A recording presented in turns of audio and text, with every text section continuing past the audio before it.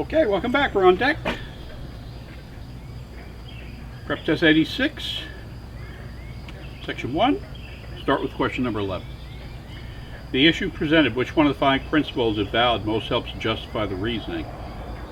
Okay, so again, the principle is a broad statement. It's almost like a sign you'd put up if you go to somebody's house, love lives here, like, okay, yeah, what does that mean? So, but the principle is that broad statement that you said, well, if I were true to that principle, then this is the conduct I would engage in. So let's see what we have here. As part of a project to enhance the downtown area, the Transit Authority plans to build a majestic new subway station on the Longview line. You stop. Straightforward, no problem. Nobody's trying to mess me up here. What do I take away from this? You're part of enhancing downtown. You're talking about building a new subway station on the Longview line, and you're telling me it's a majestic new subway station. Okay. However, the current design of the station does not include a connection to the nearby waterfront line. Okay, I got that.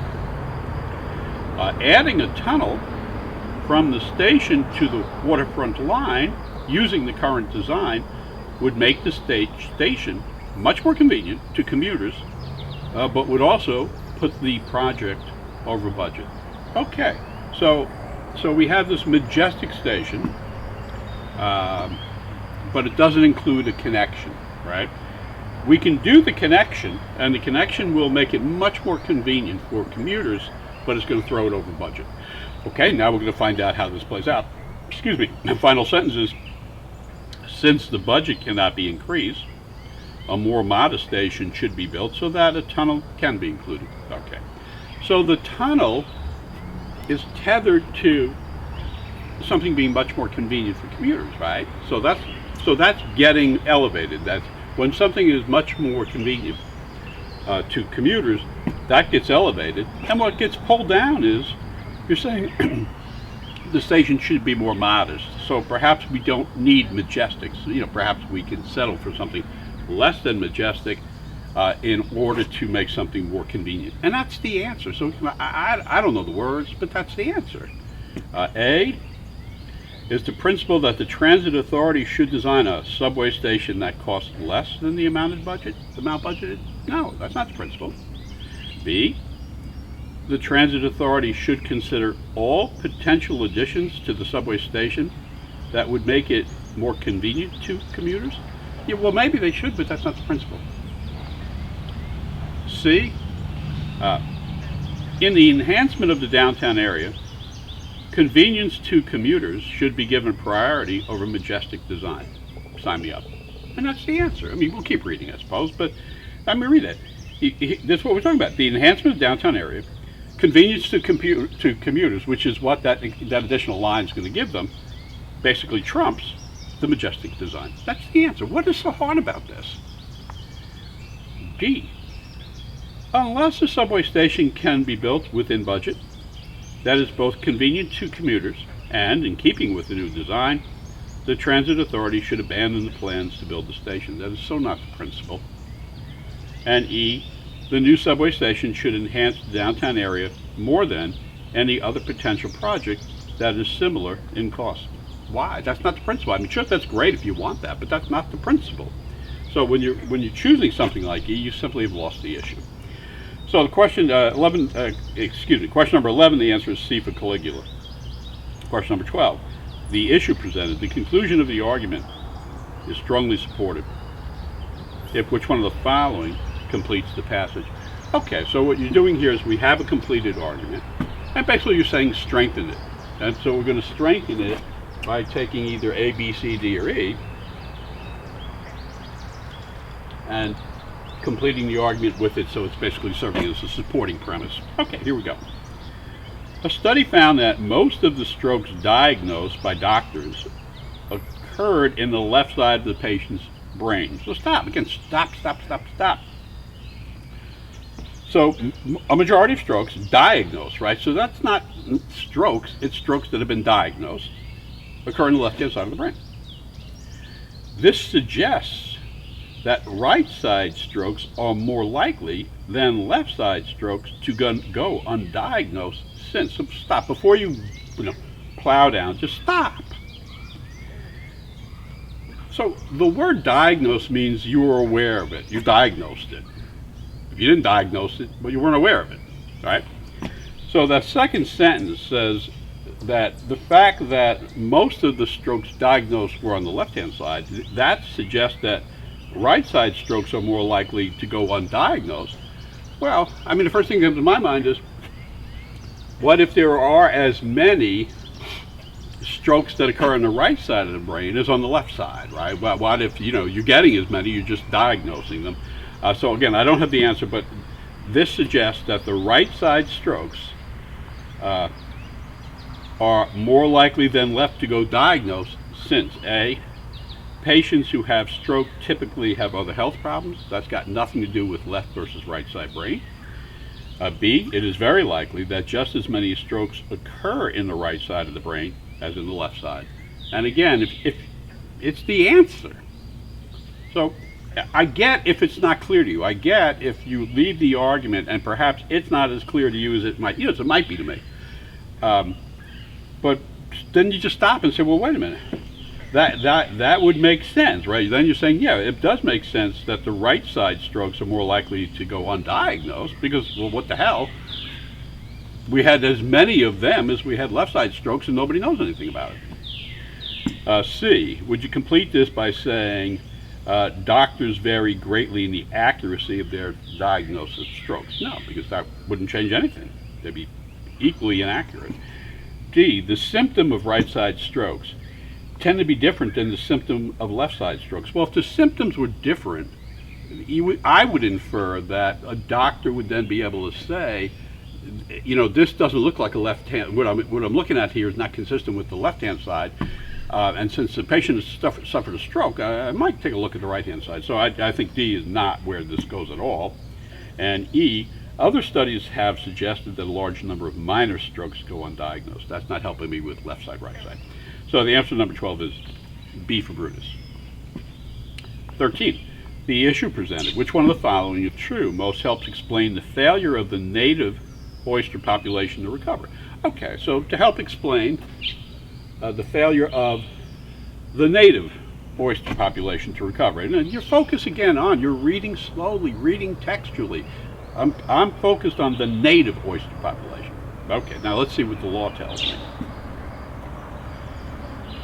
When so many oysters died off the coast of Britain that some native species were threatened with extinction, the fact that the water temperature had recently risen was at first thought to be a cause. And stop for a second. So the end of that is clear, right? That it was thought that the rise in water temperature was responsible for threatening the native species with extinction.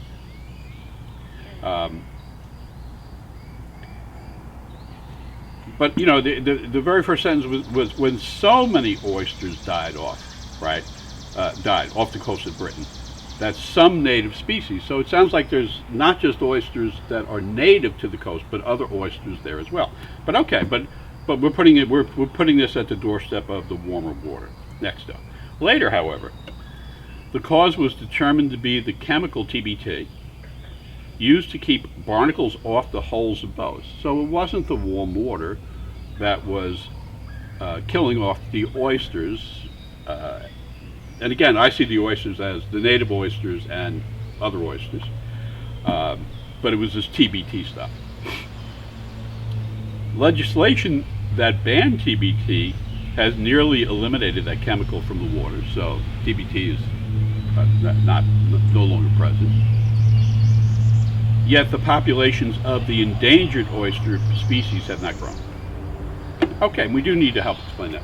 Why did so we've taken what was the threat, right? There is a relationship between the TBT, the presence of the TBT, right, and the oysters dying. Now you take the TBT away, and it says here that the endangered oyster species have not grown, right? But the endangered oyster species were not, it seems to me there are other oyster species that are in these waters, right? So if you're going to say we would need to explain why the endangered oyster species have not grown. Well, then you go back to TBT, right? And it it was it was present and now it's absent. Okay, so that had to have something to do with what's going on. In other words, when TBT was present, it had some effect on both the native oysters and the other oysters, right? But when it was absent, it also had some effect. And that from that is, I think, going to come the answer. So let's see what we have here. A, the increase in water temperature has slowed in the years since the legislation was passed. But the water temperature is not the cause of this, the TBT is. B, native oysters rely on different sources of food than do the barnacles that live on the hulls of boats. Okay, what does that got to do with the TBT and the oysters? C, TBT also killed imported varieties of oysters that flourish at the expense of native oysters now that the waters are warmer. You know, choice C is why you read textually. Because it appears to be consciously written just to confuse and conflate. Well, let's break C down, because C is the answer. You want to explain, right, why the endangered oyster species have not recovered. And C says, you know that TBT stuff? Well, it also killed, when it was there, the imported variety of oysters off the coast of Britain. Right? So it killed the imported varieties that flourish at the expense of native oysters now that the waters are warmer. So the TBT was killing the imported oysters, right? Those imported oysters, now that they're not being killed, flourish in the warmer waters we have on the other oysters. And so C strengthens the argument of, yeah, the number of native oysters has not grown because the imported oysters, the oysters that came in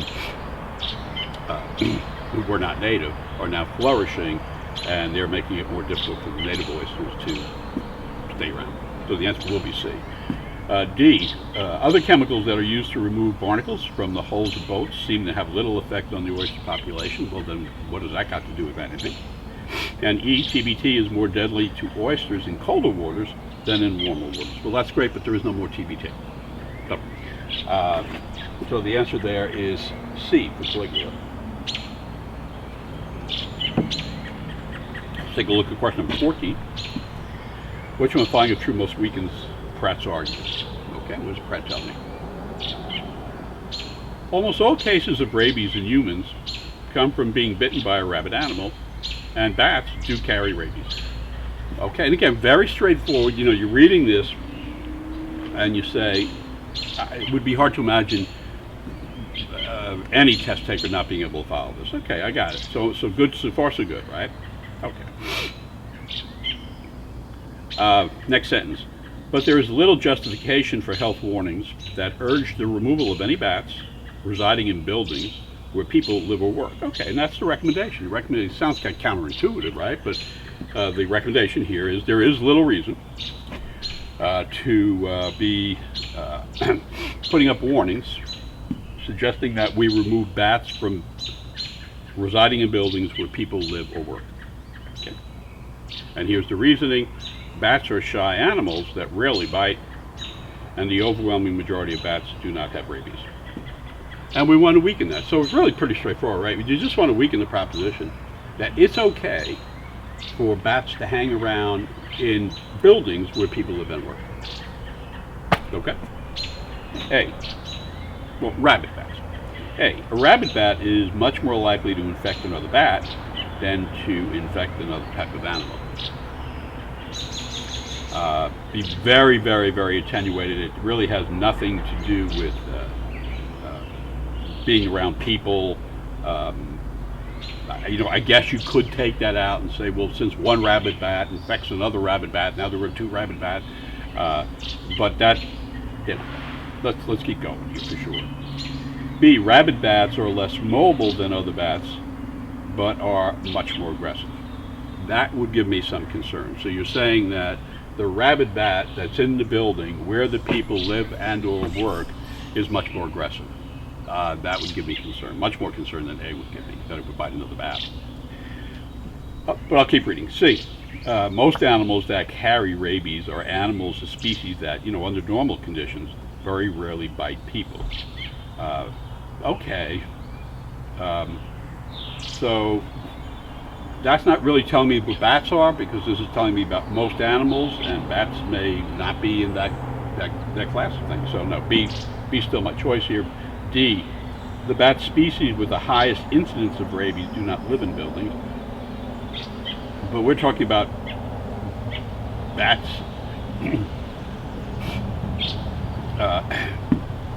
residing in buildings that may have rabies. So to tell me that the bat species with the highest incidence of rabies don't live in buildings doesn't take away from there are bats with rabies in buildings.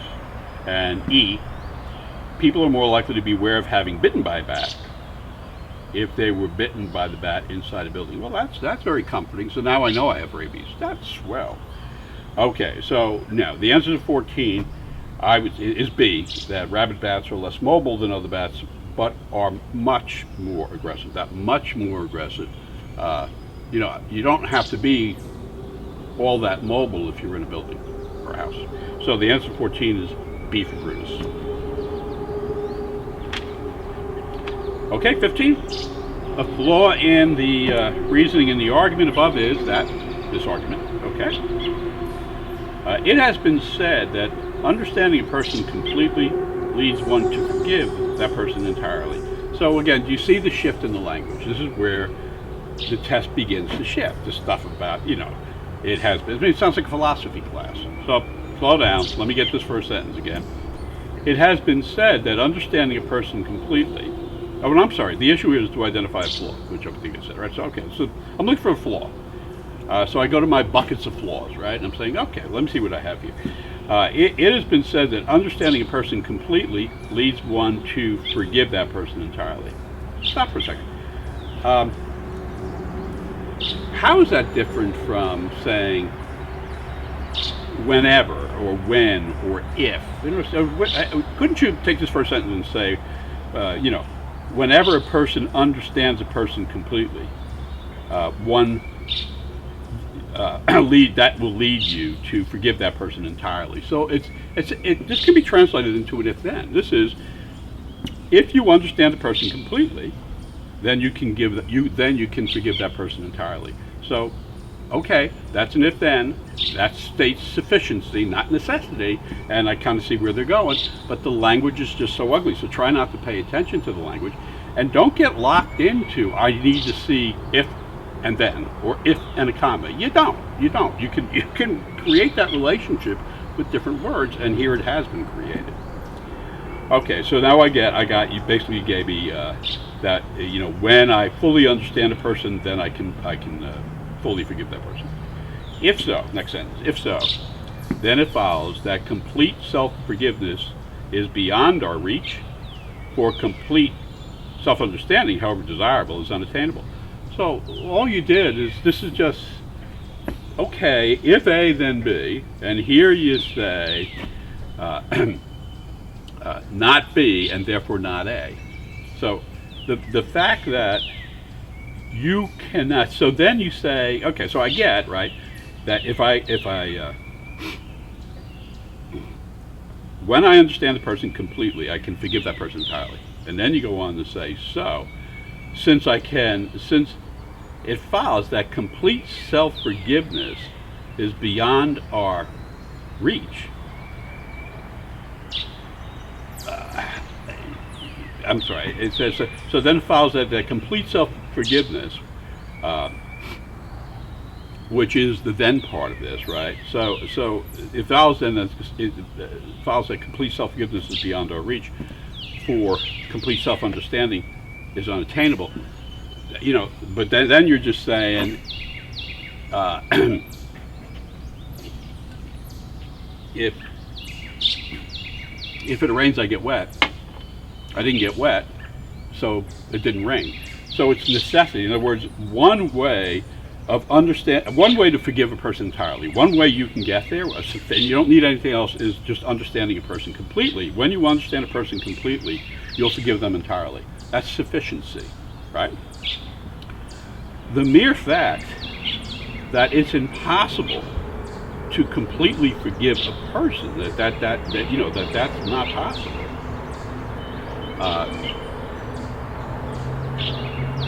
In that it's impossible to have complete self-understanding. That just means that means itself cannot get you to that end.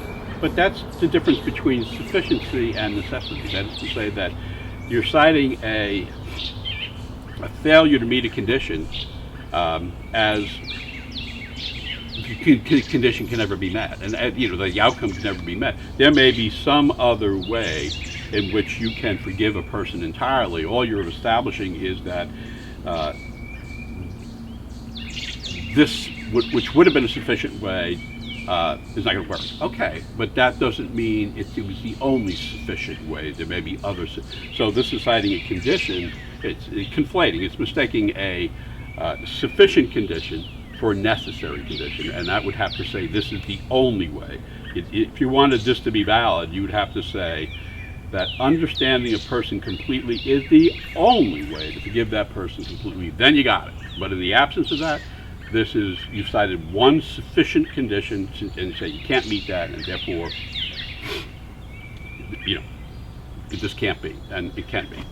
So A says that the failure here is that it treats the failure to satisfy a condition that brings about a particular outcome as if satisfying that condition is the only way to realize that outcome. And they're citing right there difference between sufficiency and necessity. That is, again, treats the failure, because there is a failure to satisfy a condition that brings about the outcome. So the failure is you can never achieve self-understanding, right? That's the failure. And since you can never achieve that, it says it treats that failure as if realizing that condition is the only way of getting to forgiving somebody entirely.